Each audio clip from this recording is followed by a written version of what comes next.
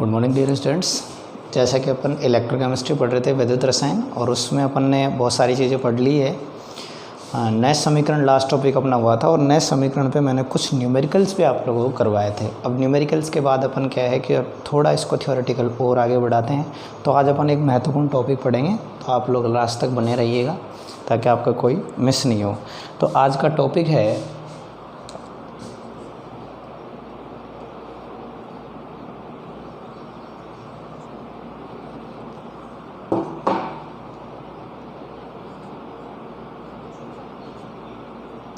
वैद्युत अपघट्य या वैद्युत अपघटनी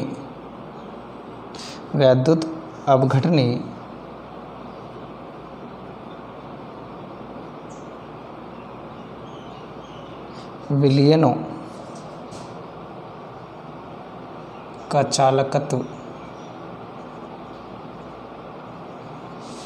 आज अपन पढ़ेंगे वैद्युत अपघटनी विलयनों का चालकत्व। तो स्टूडेंट्स, इसको आगे बढ़ाने से पहले एक महत्वपूर्ण टॉपिक है, उसको अपन थोड़ा स्टडी कर लेते हैं। तो मैं यहाँ लिख देता हूँ कुछ महत्वपूर्ण पद,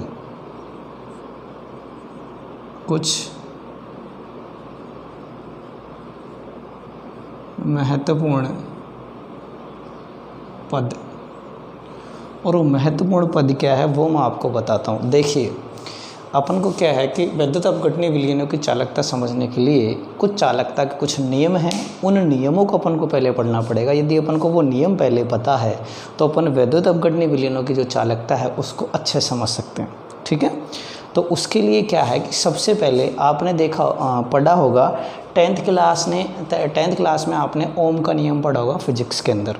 ठीक है, तो हम थोड़ा सा उस ओम के नियम को जो है थोड़ा सा डिस्कस करेंगे कि वहाँ पर प्रतिरोध जो है उसका क्या रोल था, वो सारी चीज़ें। तो देखिए, वहाँ पर ये पढ़ा होगा आपने, R जो होता है वो व्युत्क्रमानुपाती होता है L/A के।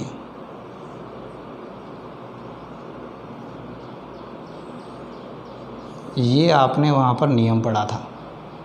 ठीक है, यदि हम इसको हटाते हैं तो वहाँ आपने देखा था R = ये होता है रो, एक नियतांक है, L/A।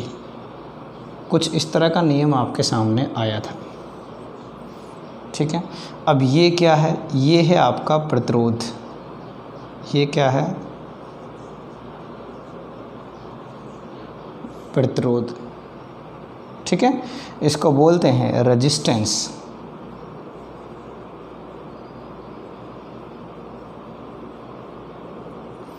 क्लियर है चीज़।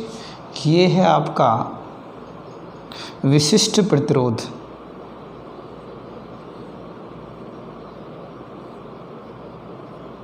विशिष्ट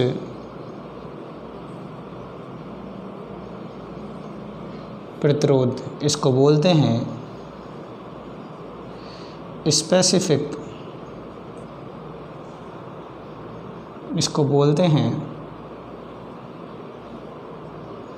स्पेसिफिक रेजिस्टेंस।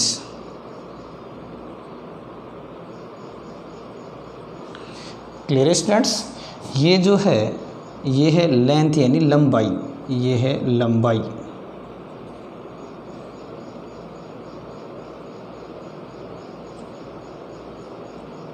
ठीक है, और ये है अनुप्रस्थ काट। क्या है, अनुप्रस्थ काट का क्षेत्रफल।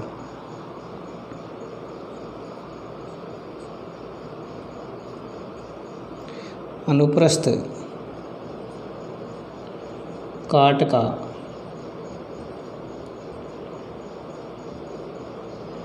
क्षेत्रफल। ठीक है, इसको हम लिख सकते हैं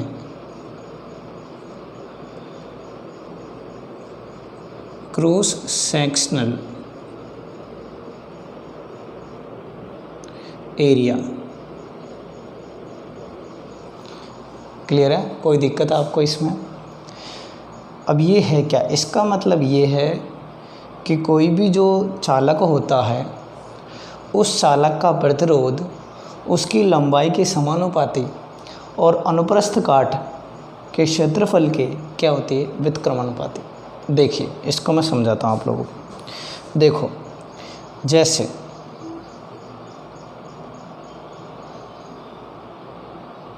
एक वायर आपके पास में ये है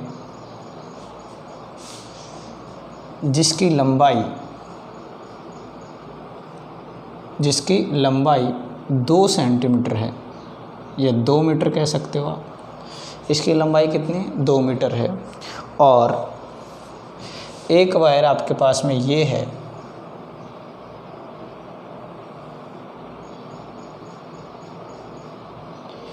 जिसकी लंबाई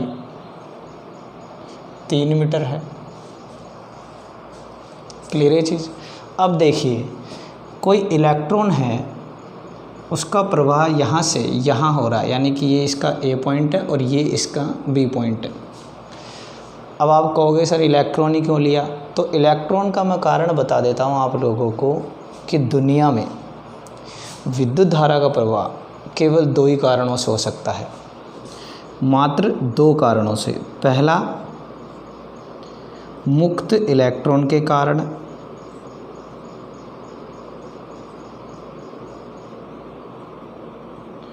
दूसरा मुक्त आयनों के कारण।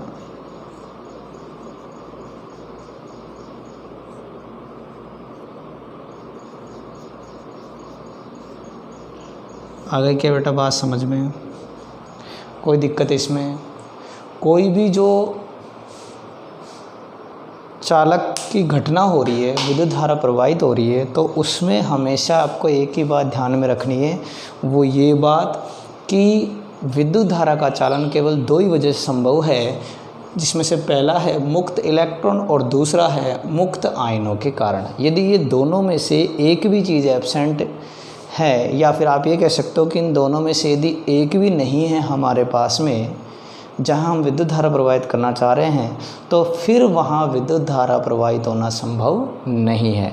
तो प्रकृति में 2 ही माध्यमों से क्या होती है, विद्युत धारा प्रवाहित होती है। तो अब अपन आते हैं अपने मेन पॉइंट पे। देखिए, कोई इलेक्ट्रॉन यहाँ से यहाँ ट्रैवल कर रहा है और एक इलेक्ट्रॉन जो है वो यहाँ से यहाँ ट्रैवल कर रहा है। क्लियर है? अब देखिए, इस इलेक्ट्रॉन को 2 मीटर की दूरी तय करनी पड़ रही है बी तक पहुंचने के लिए, और इस इलेक्ट्रॉन को ए से बी तक पहुंचने के लिए 3 मीटर की दूरी तय करनी पड़ रही है। अब आप एक बात बताओ, जब ये 2 मीटर की दूरी तय करेगा तो इसके रास्ते में आने वाला अवरोध और 3 मीटर की दूरी तय करेगा, उसके रास्ते में आने वाले अवरोध में अंतर होगा या नहीं होगा? जैसे मैं कहूँ कि यहाँ पर अवरोधों की संख्या कितनी थी, 10। टोटल अवरोध कितने थे? अवरोध का मतलब होता है इसके बहाव को रोकने के विपरीत जो बल लगता है, यानी कि इसको बहने से रोकता है या फिर इसको जाने से रोकता है। सपोज कोई इंसान है, यहाँ खड़ा है, अब ये यहाँ से ये ए बिंदु से और ये बी बिंदु पर जाना चाहता है। समझना इस बात को। अब ये ए बिंदु से बी बिंदु पर जाना चाहता है, तो जब ये ए बिंदु से बी बिंदु पर जाएगा तो यहाँ की जो दूरी है वो 2 मीटर है, और इस ए से और बी के बीच में 10 इंसान खड़े हैं, 10 आदमी खड़े हैं। तो इसको 10 आदमियों को क्रॉस करना पड़ेगा। जैसे अपन निकल के जा रहे हैं तो भीड़ में अपन को क्या करना पड़ेगा, 10 आदमियों को क्रॉस करना पड़ेगा। लेकिन यदि यहाँ पर दूरी 3 मीटर है ए से बी तक की, और यहाँ 15 आदमी हैं, तो इसको ज़्यादा आदमी फेस करने पड़ रहे हैं, इसको ज़्यादा की प्रतिरोध, इसको ज़्यादा का जो है एक तरह से विपरीत प्रभाव जो है वो क्या करना पड़ रहा है, पार करना पड़ रहा है। इसी तरह इलेक्ट्रॉन का फ्लो है, यहाँ से जब यहाँ तक जा रहा है तो 2 मीटर की दूरी है, अवरोधों की संख्या कम है। लेकिन यदि मैं यहाँ से यहाँ की बात करूँ तो 3 मीटर है, अब अवरोधों की संख्या क्या हो जाएगी, बढ़ जाएगी। जैसे यहाँ पर 2 मीटर में यहाँ पर सिर्फ 10 परमाणु थे, कितने थे, 10 परमाणु थे, तो इस इलेक्ट्रॉन का विरोध करने वाले केवल 10 ही परमाणु यहाँ पर उपस्थित थे। यदि मैं यहाँ की बात करूँ तो यहाँ परमाणु हो गए 15, यहाँ परमाणु कितने हो गए, 15। अब ये 15 जो है इस इलेक्ट्रॉन के बहने का क्या करेंगे, विरोध करेंगे। तो प्रतिरोध जो है वो ज़्यादा कहाँ हुआ, इस कंडीशन में, यानी दूरी बढ़ी तो प्रतिरोध जो है वो क्या हो गया, बढ़ गया। यानी कि आप ये कह सकते हो कि R is directly proportional to L. आगे बात समझ में, यानी कि प्रतिरोध बढ़ेगा यदि लंबाई बढ़ेगी, प्रतिरोध बढ़ेगा यदि लंबाई बढ़ेगी, यानी कि लंबाई यदि बढ़ेगी तो प्रतिरोध भी क्या होगा, बढ़ेगा, और यदि लंबाई जो है वो घटेगी तो प्रतिरोध भी क्या होगा, घटेगा। इसका मतलब मैं आपको ये समझाना चाह रहा हूँ इतना सा। ये चीज़ समझ में आ गई क्या, कोई दिक्कत है क्या? अब अपन थोड़ा सा आगे बढ़ते हैं।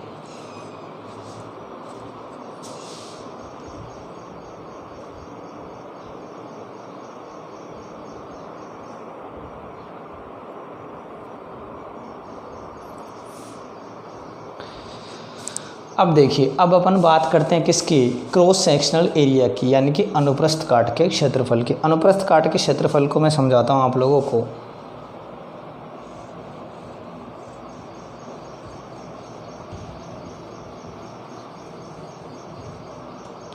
देखिए, जैसे आपके पास में ये वायर है, तो अनुप्रस्थ काट का मतलब क्या हुआ कि आपने इसको यहाँ से काट दिया। और जब आप इसको यहाँ से काटोगे तो नया सेक्शन जो बनेगा वो कुछ इस तरह से बनेगा।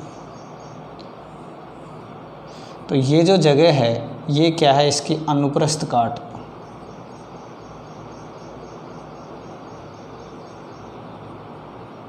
ये अनुप्रस्थ काट का क्या है, क्षेत्रफल है। तो ये अनुप्रस्थ काट का क्षेत्रफल जो है वो क्या होगा, यदि अनुप्रस्थ काट का क्षेत्रफल जो है ए बढ़ेगा तो प्रतिरोध क्या होगा, घटेगा, और ए घटेगा तो प्रतिरोध क्या होगा, बढ़ेगा। ऐसा क्यों होगा ये मैं आप लोगों को समझा देता हूँ। देखिए, जैसे इतनी चौड़ाई है किसके, इलेक्ट्रॉन की, सॉरी वायर की, जिसमें से इलेक्ट्रॉन जा रहा है, इलेक्ट्रॉन यहाँ से जा रहा है। तो जैसे यहाँ पर कितने हैं, 2 परमाणु हैं, और एक जो है उसकी चौड़ाई इतनी है, और यहाँ पर जो परमाणु हैं वो क्या हो गए, बिल्कुल पास पास हो जाएंगे। यहाँ थोड़ा सा गैप है, आराम से चले जाएगा इलेक्ट्रॉन, लेकिन यहाँ से इलेक्ट्रॉन जब जाएगा तो ये क्या हो गया, बिल्कुल जो दूरी है वो उनके बीच में क्या हो गई, कम हो गई। जैसे कोई इंसान है, वो यहाँ से ए से बी तक जाना चाह रहा है और बीच में भीड़ है, जैसे ये गेट है यहाँ पर, और इस गेट में यहाँ से जाने वालों की संख्या एक बार 10 है और एक बार 20 है, तो परेशानी किसको ज़्यादा आएगी, गेट की साइज़ तो सेम ही है, परेशानी किसको ज़्यादा आएगी, इन 20 को ज़्यादा आएगी, क्योंकि जगह क्या हो गई, कम पड़ गई। इसी तरह इलेक्ट्रॉन का है कि यदि एरिया जहाँ से वो निकल रहा है वो चौड़ा है तो आराम से क्या हो जाएगा, वो निकल जाएगा। लेकिन यदि वो एरिया क्या है, थोड़ा सा सकड़ा है, तो उसको निकलने में क्या आएगी, दिक्कत आएगी।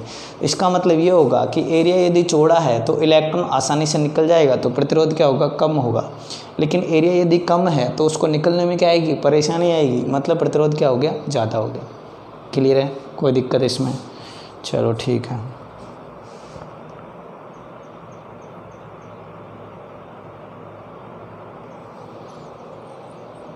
ये चीज़ आप लोग जो है इसको नोट कर लेना, ठीक है ना। अब थोड़ा अपन आगे बढ़ाते हैं मैटर को। देखिए,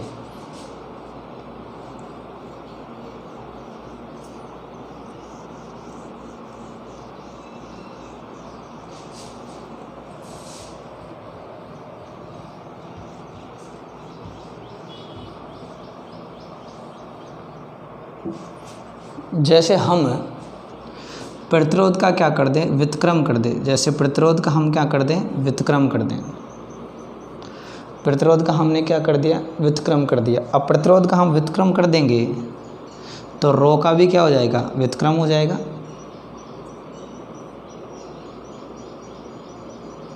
रो का भी क्या हो जाएगा, व्युत्क्रम हो जाएगा। और इनका व्युत्क्रम हो गया तो फॉर्मूला आपका कैसे था, फॉर्मूला आपका ऐसे था कि R equal to rho L upon A, ये फॉर्मूला था आपका, ठीक है। तो देखिए, इसका व्युत्क्रम हो गया, इसका व्युत्क्रम हो गया, तो इसका भी क्या हो जाएगा, व्युत्क्रम हो जाएगा, यानी ए ऊपर चले जाएगा, L कहाँ आ जाएगा, नीचे आ जाएगा।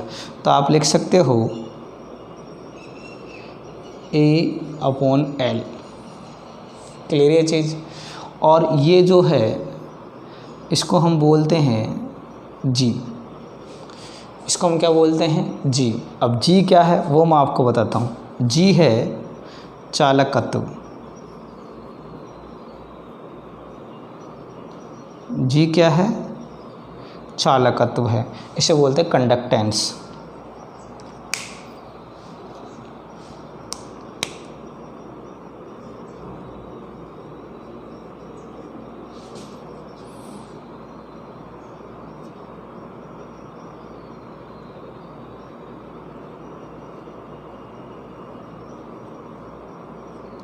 ये क्या है, कंडक्टेंस है, ठीक है।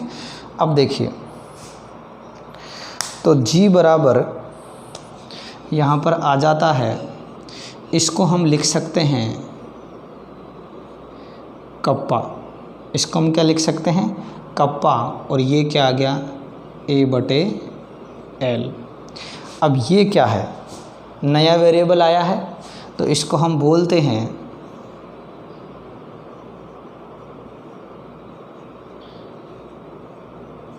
विशिष्ट चालकत्व, यानी कि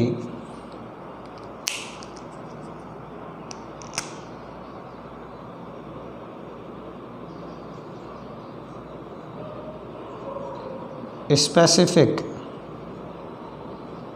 कंडक्टेंस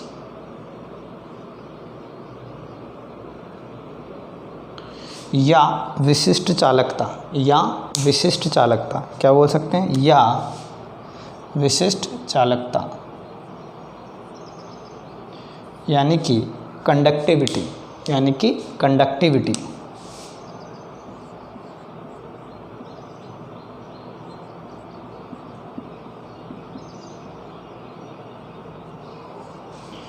आगे के बात समझ में कोई दिक्कत है इसमें आप लोगों को? मैंने क्या किया, 1/r जो है इसका जो व्युत्क्रम किया था, उस व्युत्क्रम को मैंने क्या माना, g, और g क्या है, चालकत्व। g क्या है आपका, चालकत्व। एक सेकंड रुकिए आप लोग, ये क्लियरिटी कितनी आ रही है।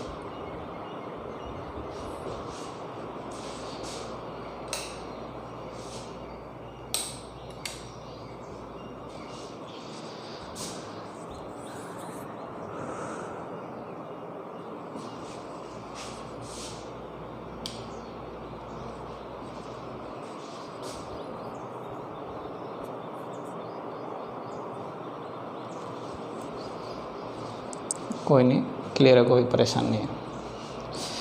फिर भी आप है ना उसमें रेजोल्यूशन बढ़ा लिया करो जब आप देखो।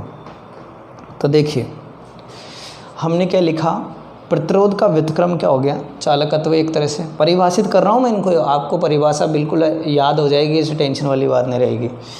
विशिष्ट प्रतिरोध का व्युत्क्रम, ये मैंने विशिष्ट प्रतिरोध बताया था आपको, स्पेसिफिक रेजिस्टेंस। विशिष्ट प्रतिरोध का व्युत्क्रम क्या है, कप्पा, यानी कि विशिष्ट चालकता। इसको बोलते हैं कप्पा, इसको बोल देते हैं कप्पा। आप कंफ्यूज मत होना, इसको बोलते हैं कप्पा।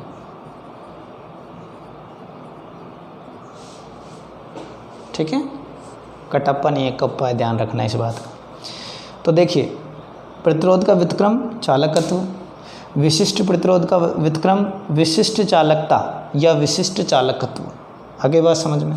तो देखिए अब आप परिभाषित कर सकते हो इन चीज़ों को। आप लिख सकते हो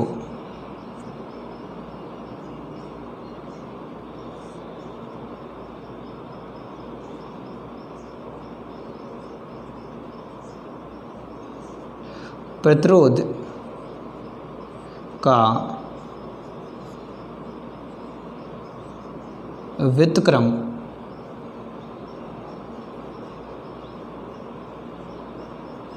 चालकत्व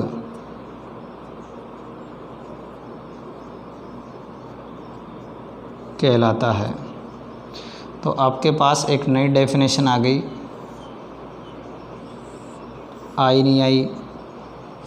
आपसे पूछ लिया जाए कि चालकत्व को परिभाषित कीजिए, तो चालकत्व क्या होता है, प्रतिरोध का व्युत्क्रम क्या कहलाता है, चालकत्व कहलाता है, यानी कि जी कहलाता है। ये छोटी छोटी परिभाषाएं, इनमें कन्फ्यूज़न हो जाता है। अब देखिए आगे, और देखिए आगे क्या है, हमने क्या विशिष्ट चालकत्व, विशिष्ट चालकत्व क्या है, विशिष्ट प्रतिरोध का व्युत्क्रम। तो आप यहाँ लिख सकते हो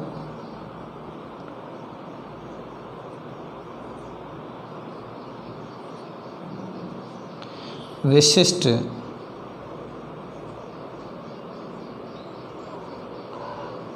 प्रतिरोध का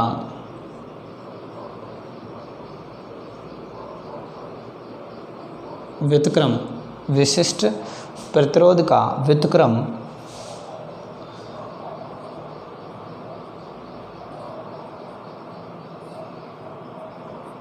विशिष्ट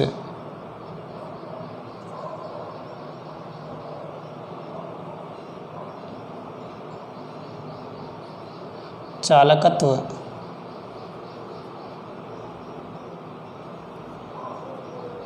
कहलाता है। आगे बात समझ में आप लोगों को कोई दिक्कत है इसमें, या आपसे पूछ लिया जाए कि चालकता क्या है, विशिष्ट चालकता क्या है, तो विशिष्ट चालकता क्या होती है, विशिष्ट प्रतिरोध का व्युत्क्रम क्या होती है, विशिष्ट चालकता। बोर्ड में कई बार आ चुकी है ये बात, तो आप यहाँ लिख सकते हो विशिष्ट प्रतिरोध का व्युत्क्रम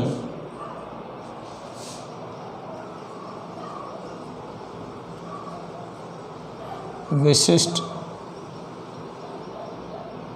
चालकता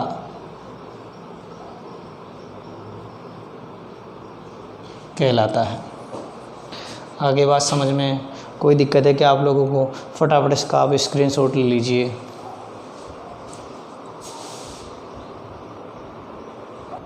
ले ले स्क्रीनशॉट। अब देखिए आगे बढ़ाते हैं अपन इसको।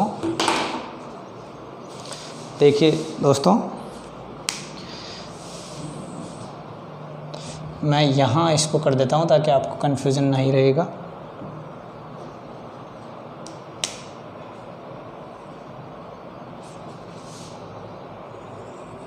देखिए अपन ने यहाँ पर 1/r को ले लिया चालकत्व, 1/ρ को ले लिया अपन ने कप्पा, यानी कि विशिष्ट प्रतिरोध का व्युत्क्रम क्या, विशिष्ट चालकता। अब बचा A/L। अब क्या बच गया, A/L बच गया। तो देखिए आपको एक चीज़ बताता हूँ मैं कि L/A जो होता है, क्या, L/A जो होता है इसको बोलते हैं G*। इसको क्या बोलते हैं हम, G*। और ये होता है शेल स्थिरांक।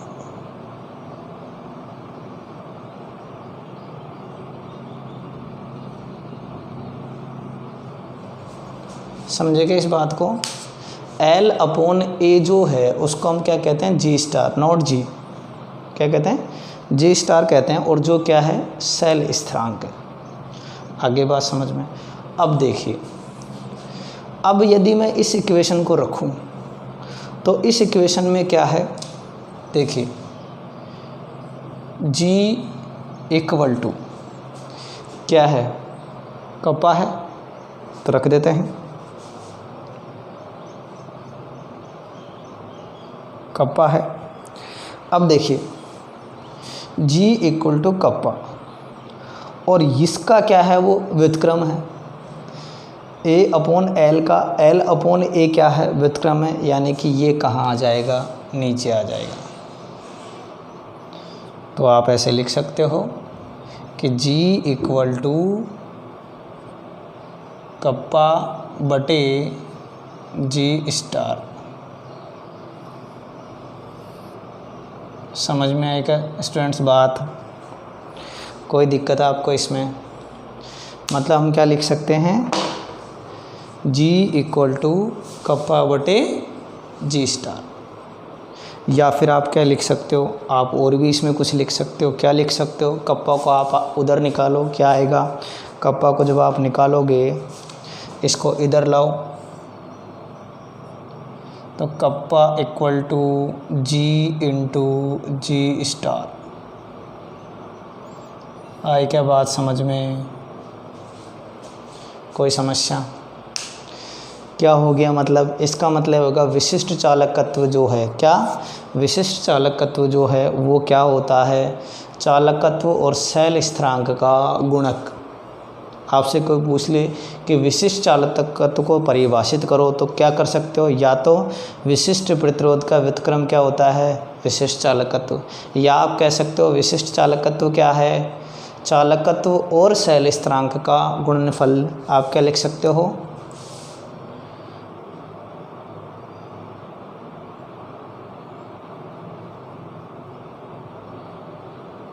चालकत्व व शैल स्थिरांक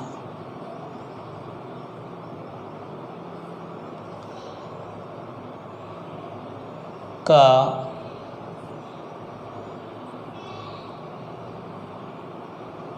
गुणनफल क्या कहलाता है, क्या कहलाएगा दोस्तों, क्या है ये, विशिष्ट चालकत्व।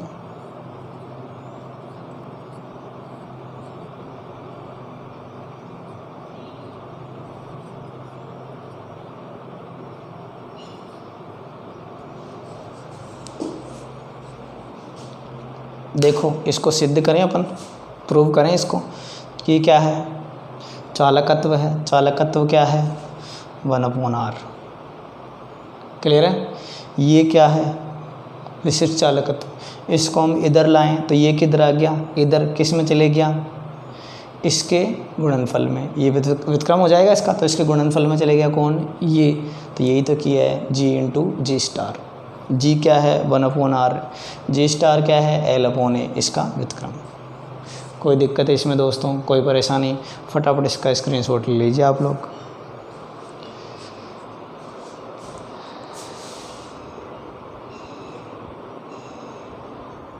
अब देखिए अपन इनकी इकाइयाँ देख लेते हैं, SI यूनिट्स देख लेते हैं। तो इनकी SI यूनिट्स जब आप देखोगे, मैं यहाँ लिख देता हूँ,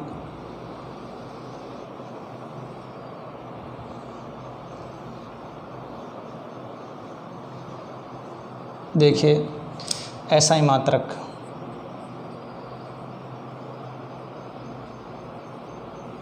SI मात्रक, तो देखिए SI मात्रक में क्या है, देखो आपके पास में फॉर्मूला क्या है, R =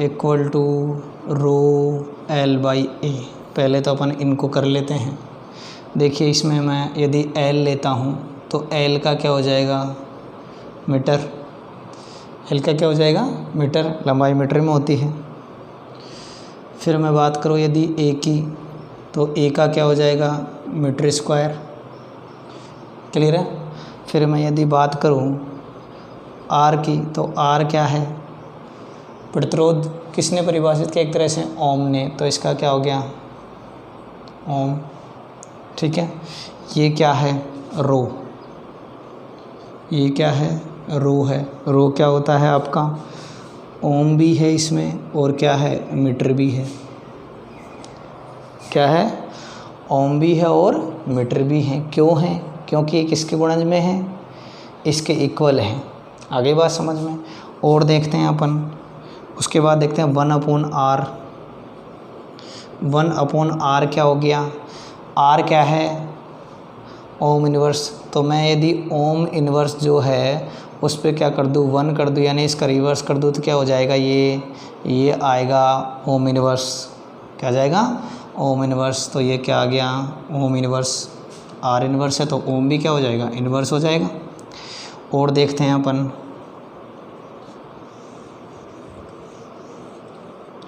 और देखते हैं अपन 1/ρ यानी कि क्या हो गया कप्पा, यानी कि क्या हो गया, देखो इसका हमने इन्वर्स किया तो क्या हो गया ओम इन्वर्स, ओम था क्या हो गया ओम इन्वर्स। रो है, इसका हम क्या कर रहे हैं इन्वर्स कर रहे हैं, तो इनका भी क्या हो जाएगा इन्वर्स हो जाएगा। तो ये हो गया स्टूडेंट्स ओम इन्वर्स मीटर इन्वर्स। कोई दिक्कत है इसमें बताइए। अब उसके बाद है क्या आपका जी स्टार। जे स्टार क्या है, देखिए जे स्टार है L/A जो है वो क्या है, जी स्टार है। ठीक है, तो L क्या है आपका, L है आपका M, ठीक है, और A क्या है आपका मीटर स्क्वायर। तो क्या आ जाएगा, मीटर इन्वर्स आ जाएगा। क्या आ जाएगा, मीटर इन्वर्स आ जाएगा। तो यहाँ कर देंगे अपन मीटर इन्वर्स। ठीक है स्टूडेंट्स, तो आप ये लिख लीजिए, इसका स्क्रीनशॉट ले लीजिए और आज इतना ही पढ़ाएंगे। Thank you.